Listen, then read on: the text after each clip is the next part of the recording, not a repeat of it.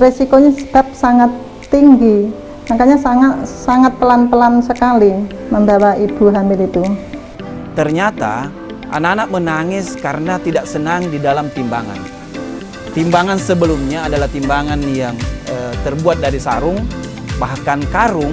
Jam 2 malam kita dapat panggilan, katanya ada kecelakaan di suatu tempat, ya kan? Kita sudah ke lokasi, nah ternyata nggak ada.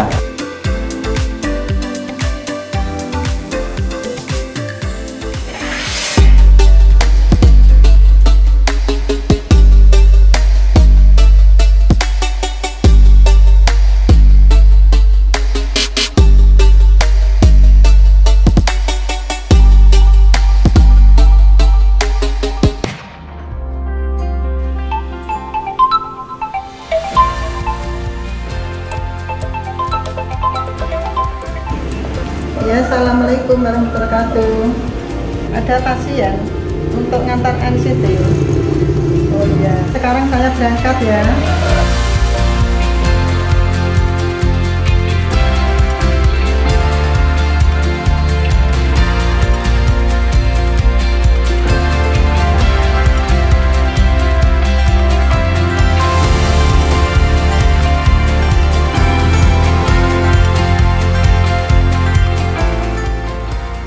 Perkenalkanlah, saya Ibu Winarni. Saya ojek ibu hamil dari Desa Carian, Kecamatan Bendo, Kabupaten Magetan, Provinsi Jawa Timur. Saya jadi ojek ibu hamil sejak tahun 2018. Sampai sekarang masih berarti sudah 3 tahun. Pertama kali tujuan menjadi ojek ibu hamil, saya pertama kan jadi kader posyandu. Saya melihat ada seorang ibu hamil mau periksa, kekurangan tidak ada yang mengantar, saya terus akhirnya mengantar, kan kasihan untuk tidak ada yang mengantar ke puskesmas untuk NCT. Itu awalnya.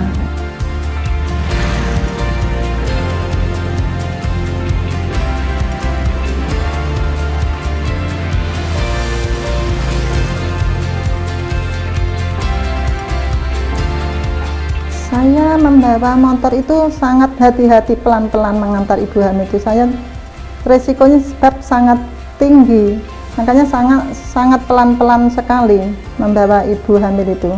Biar ibu hamilnya juga nyaman, saya juga enak.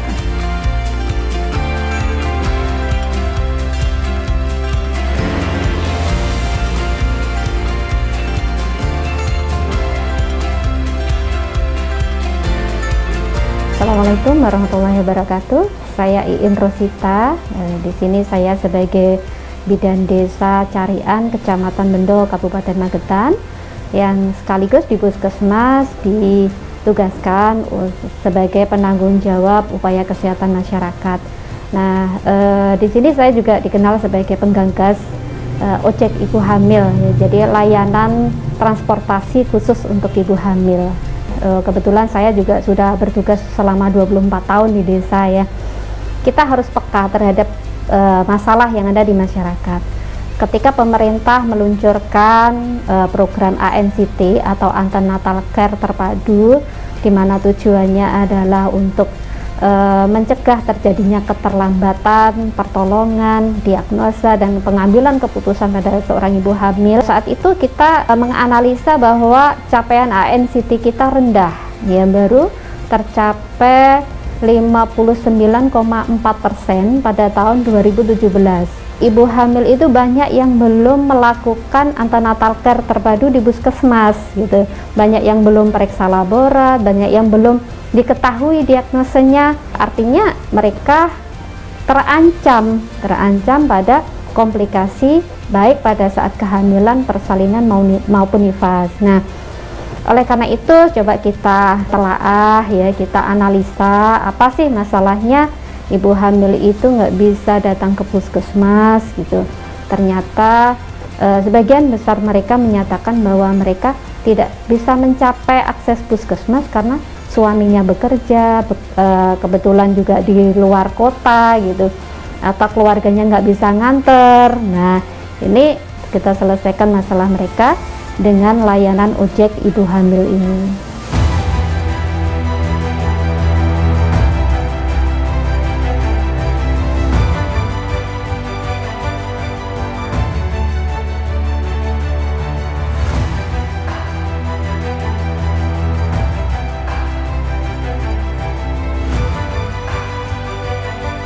Bedanya sama dengan ojek yang lain ya. Mungkin yang pertama, ojek ibu hamil ini semuanya perempuan.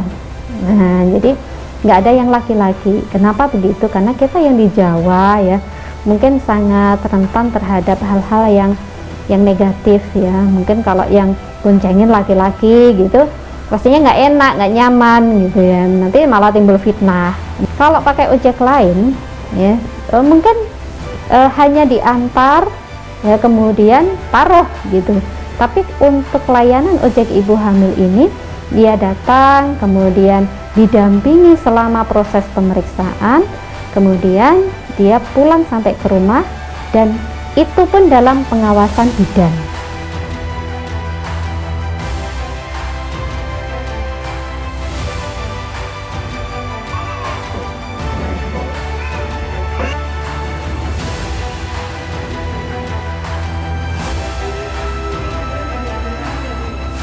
Setiap ibu hamil itu wajib untuk melakukan pemeriksaan umum, kalau bisa trimester pertama ya, trimester pertama kehamilan. Semakin kita awal, ketika ada kelainan, kita sudah mempersiapkan ibu hamil ini untuk menghadapi persalinan yang aman.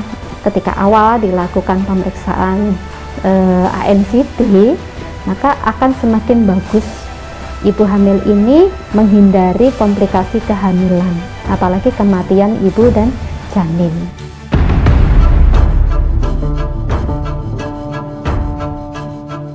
Saya Dr. Indra Wahyu Kusuma. Ya, saya di sini selaku Kepala Puskesmas Bendo ya, di Kabupaten Magetan. Berdasarkan data yang kami punya ya, untuk dulu tahun 2018 untuk kunjungannya 60% ya. Sekarang tahun 2020 kemarin ini sudah meningkat 100%. Jadi dengan adanya Jackmil ini meningkat ya, sangat meningkat sekali, sangat membantu sekali masyarakat. Untuk kedepannya kita akan bekerjasama dengan Dinas Kesehatan dan nanti akan direplikasi ya, di daerah lain mungkin yang sangat membutuhkan untuk bisa datang pemeriksaan ibu hamil di Puskesmas ya.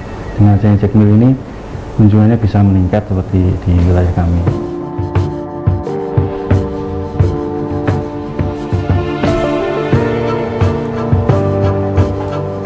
Alhamdulillah dengan adanya Jackmil ini saya bersyukur dan berterima kasih karena Jackmil gratis tanpa dipungut biaya apapun.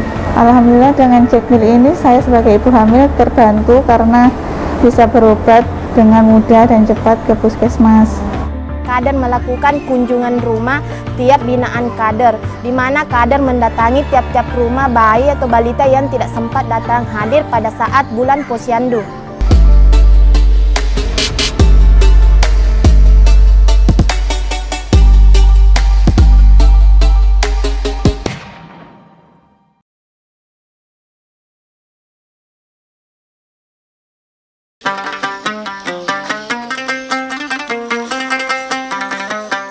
Kalau anak Anda masih takut ke Posyandu, ayo ke Baru. Kami punya wisata Posyandu.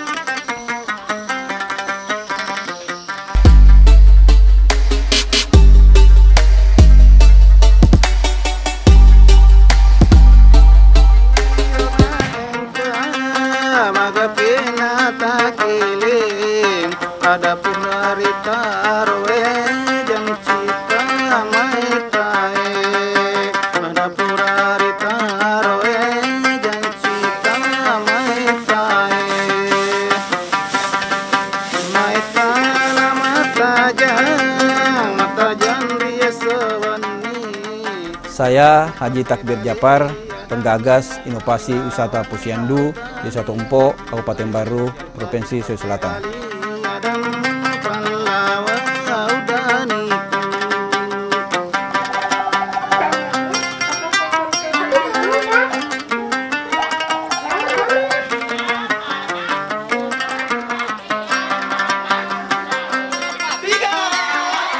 Saya ingin merubah paradigma Posyandu yang tadinya Posyandu yang sistem konvensional menjadi Posyandu yang modern dengan pola adalah menggabungkan antara pelayanan kesehatan dengan entertain.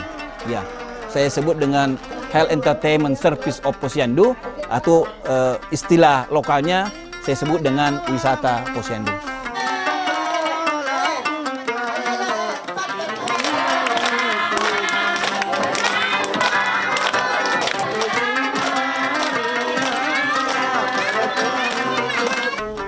Wisata Posyandu lahir sejak 2016.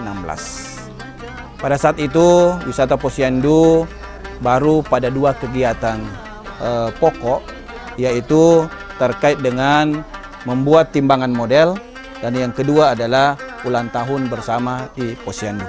Pada tahun 2018, Wisata Posyandu mengalami pengembangan kegiatan, berbagai macam kegiatan tambahan, antara lain misalnya adanya wisuda balita, kemudian ada permainan puppet show untuk penyuluhan kesehatan, juga ada penyuluhan kesehatan dengan cara mendongeng.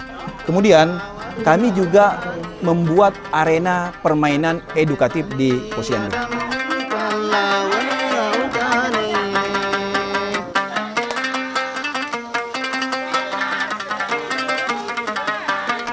Posyandu Kacang adalah posyandu terintegrasi. Model program yang dikembangkan adalah betul-betul mengintegrasikan bukan hanya dalam bentuk sarana atau bangunan, tetapi juga kegiatan di dalamnya juga terintegrasi antara satu dengan yang lainnya.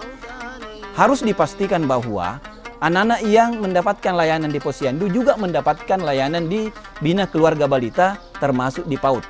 Demikian juga sebaliknya, yang menjadi sasaran PAUD wajib hukumnya untuk mendapatkan juga binaan atau pelayanan di Posyandu. Itu awal yang kami coba rancang bagaimana mengintegrasikan kegiatan ini.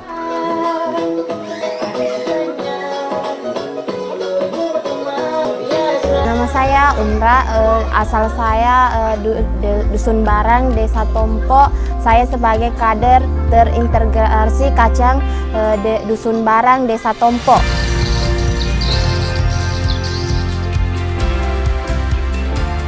Bedanya itu sekarang betul-betul beda, karena dulu anak-anak susah sekali datang untuk menimbang. Nah, sekarang itu malah anaknya yang mau menimbang daripada orang tuanya. Tantangannya yaitu ketika anak susah diajak untuk datang menimbang saat musim panen. Kalau musim panen biasanya ibu-ibu dan bapaknya biasanya pergi ke sawah, sedang itu anaknya tidak ada yang mengantar. Jadi itu sebabnya anak-anak tidak bisa datang pada saat Posyandu. Biasanya kader melakukan kunjungan rumah tiap binaan kader, di mana kader mendatangi tiap-tiap rumah bayi atau balita yang tidak sempat datang hadir pada saat bulan Posyandu. Biasanya ada penimbangan, pengukuran tinggi badan. Pada saat bulan Februari dan Agustus itu ada pemberian vitamin A.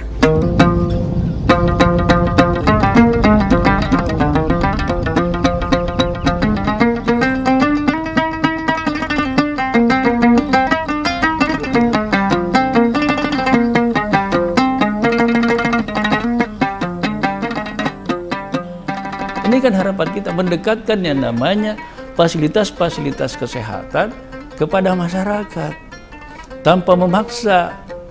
Makanya kan bahasanya wisata Posyandu, karena di samping misalnya urusan kesehatannya di situ, ada urusan hiburannya, ada urusan menarik untuk anak-anak. Ya tentu saja ini satu keberhasilan, satu inovasi, tetapi saya katakan Pak Kadis Kesehatan tidak berhasil itu kalau cuma ditompo saja sana. Ya, ada suatu kesuksesan ini kenapa tidak direplikasi ke tempat lain? Akhirnya saya perintahkan kita buat surat edaran, ya Pak Kadis Kesehatan, saya bilang coba deh semua puskesmas, semua wilayah, walaupun ya jujur saja belum 100% sekarang, tapi alhamdulillah sudah sebagian besar. Kita sudah minta yang pertama di kabupaten, ya misalnya bagaimana mensupport ini melalui APBD, ya. Kemudian di desa juga kita sudah minta ya support melalui APBDes-nya, ya. Dan itu memungkinkan supaya keberlanjutannya ini ada. Saya berharap bahwa makin berkembang. Berpikir terus ya bagaimana supaya makin hari makin menarik.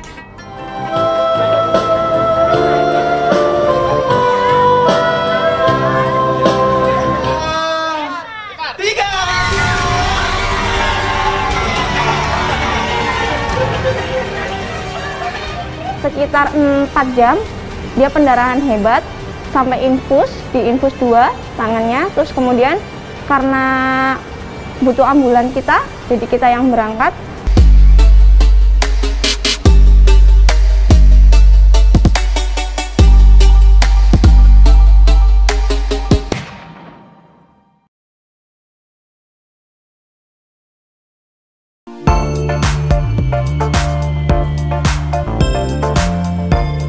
Nama saya Paryudi.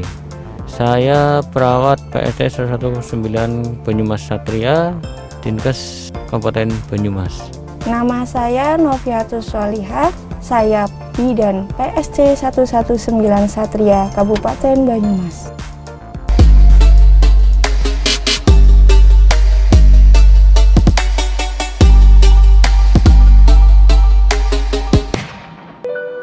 Bagi kami, memberikan pertolongan yang cepat adalah suatu kehormatan.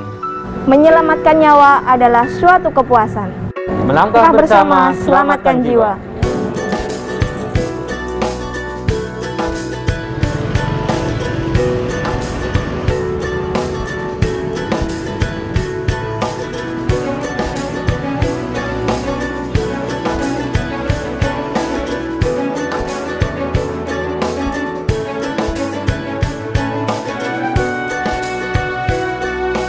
Kalau untuk dari kami, untuk tim PSD 119 Satria Banyumas, kalau untuk alurnya sih biasa, ketika ada panggilan masuk kita direspon oleh admin, nanti admin mengedukasi dari pasien, menanyakan bagaimana kondisi pasien, terkait dengan kondisi, lokasi, dan keadaan pasien. Nah, setelah itu kita biasa meminta nomor teleponnya yang kira-kira bisa dihubungi, karena untuk kita bisa menghubungi ketika sampai lokasi, kita bisa untuk menghubungi pasien yang bersangkutan.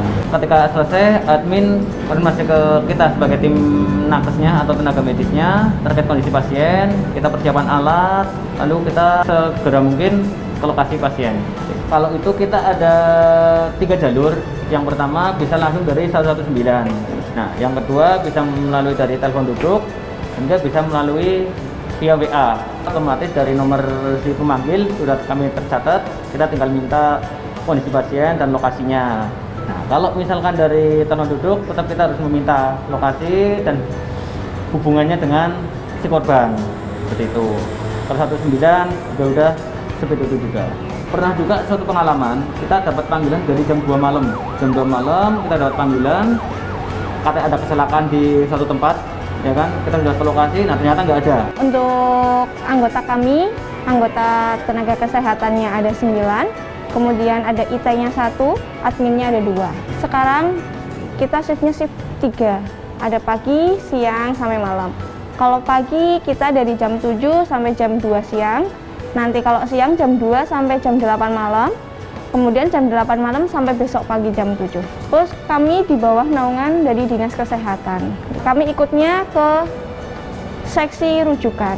Selama saya di PSC, pernah kami dapat panggilan dari puskesmas, itu pasien dengan pendarahan postpartus. Jadi dia habis lahiran sekitar 4 jam, dia pendarahan hebat sampai infus, di infus 2 tangannya, terus kemudian karena butuh ambulan kita, jadi kita yang berangkat. Sesuai dengan perjalanan, ya ada penurunan kesadaran sepanjang jalan sampai rumah sakit. Alhamdulillah masih ketolong sampai rumah sakit.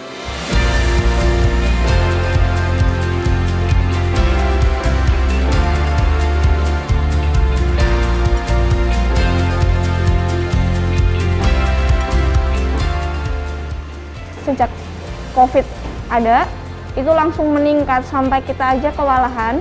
Terus kita sampai minta bantuan, memang kerjasama yang tadinya semua pasien COVID kita yang ngambil, kita atur lagi untuk minta bantuan puskesmas agar bisa evakuasi juga, atau minta bantuan ambulan duafa, itu kan juga ada, karena tim kita kan setiap nge-shift cuma 2 orang, 2 tenaga kesehatan, 1-nya admin. Jadi yang berangkat kan ambulan cuma 1. Jadi ketika ada panggilan yang urgent dulu, karena memang sebelum kita bawa ke rumah sakit, kalau COVID itu kan kita harus nelpon ke rumah sakit dulu, ada ketersediaan kamar atau tidak gitu. Karena sempat memang rumah sakit itu semuanya itu penuh. sampai panggilan aja kita bingung mau kemana ya seperti itu, karena sampai hari kemudian, 1 minggu kemudian rumah sakit sampai buka stand di depan rumah sakit seperti itu, sempat terjadi juga. Terus terjadi penurunan, naik lagi, sempat kayak gitu. Alhamdulillah sekarang udah turun lagi. Jadi yang hari-harinya bisa ada penelpon atau laporan itu sampai 25 kali mungkin ada. Nah itu luar biasa, kita sampai kewalahan ya, tapi alhamdulillah insya Allah untuk ini terjadi penurunan untuk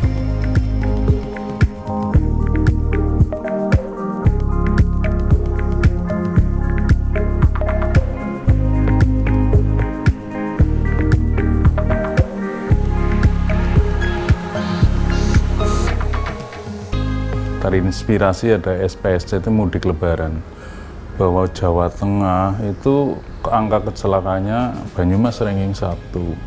Setelah kita koordinasi bahkan di tingkat nasional, kita itu termasuk yang angka kecelakaannya cukup tinggi.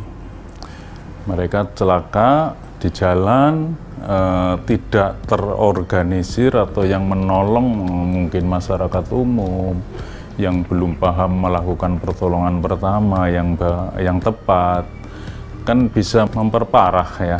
Kalau tidak tepat, misalkan patah tulang, cara ngangkatnya tidak betul, niatnya murni menolong tapi bisa malah membuat si pasien itu menjadi lebih parah.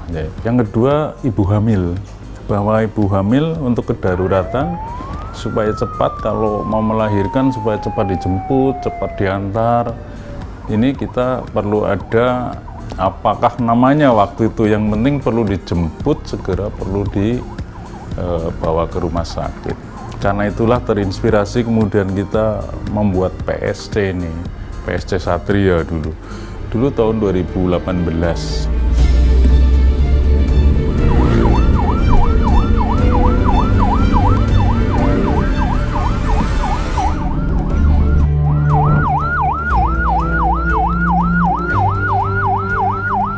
Nah, kita pelayanan tadi, peningkatan di pertolongan gawat darurat kecelakaan ya.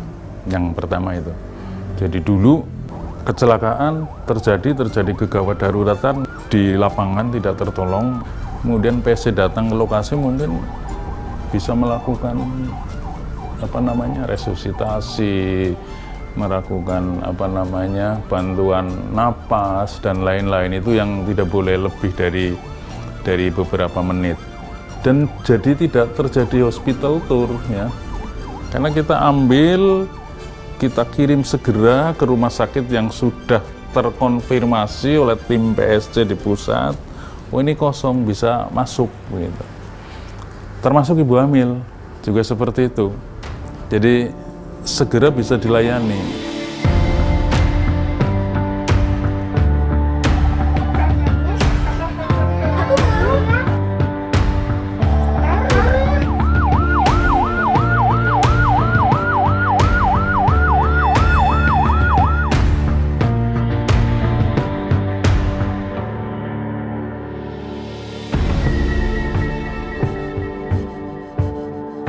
Kabupaten Magetan, Kabupaten Baru, Kabupaten Banyumas.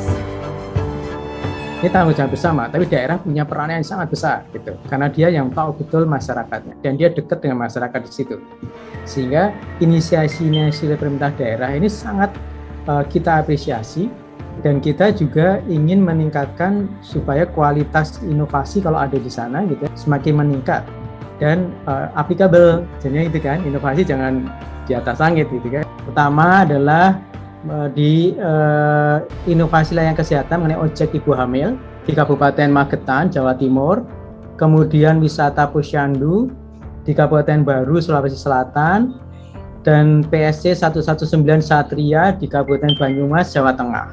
Saya sangat bangga ya mengapresiasi sekaligus bangga terhadap 3 program inovasi tadi yang sudah mendapatkan anugerah, dan ini juga menandakan bahwa pemerintah pusat itu mendorong pemerintah daerah agar dia menciptakan perubahan dalam tradisi, pola, dan cara baru dalam menyelenggarakan pelayanan publik.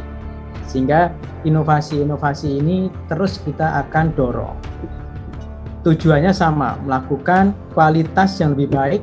Dan saya juga mengharapkan ke depan ini akan semakin banyak lagi program-program inovasi pelayanan kesehatan di daerah yang akan mendapatkan penghargaan tidak hanya dari pemerintah namun juga dari pemangku kepentingan lain. Dan kami mengharapkan inovasi-inovasi akan semakin banyak dan kita bisa tidak hanya mencari penghargaan tapi lebih pada tujuan utamanya, meningkatkan kualitas dan aksesibilitas bagi kualitas pelayanan kesehatan dan aksesibilitas bagi masyarakat.